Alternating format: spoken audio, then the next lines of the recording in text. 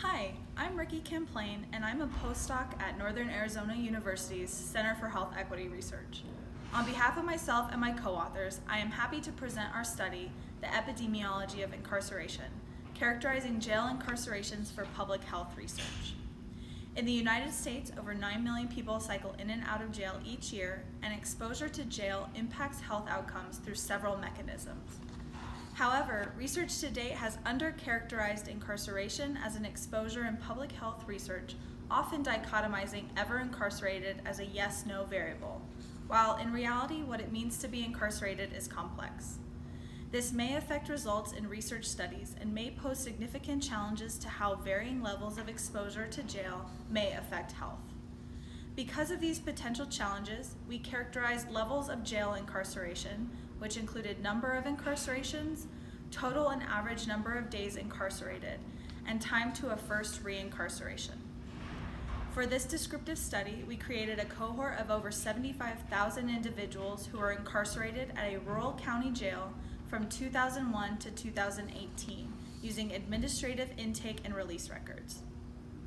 The median number of incarcerations during the study period was 1, with 40% of our sample incarcerated more than once.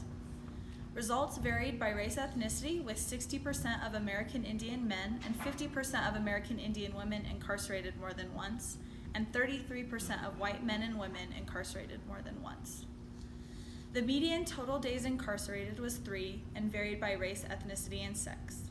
The median total days incarcerated among American Indian men was 9, and among Latino men, 10. White men and women had a median of 1 day incarcerated.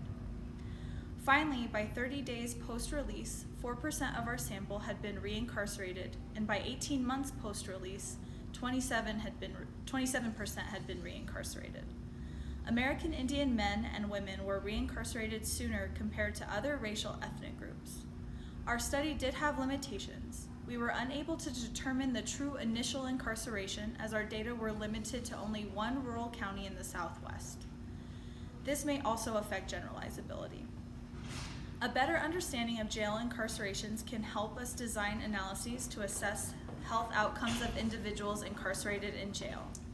Our study is an early step in shaping the understanding of jail incarcerations as an exposure for future epidemiologic and public health research.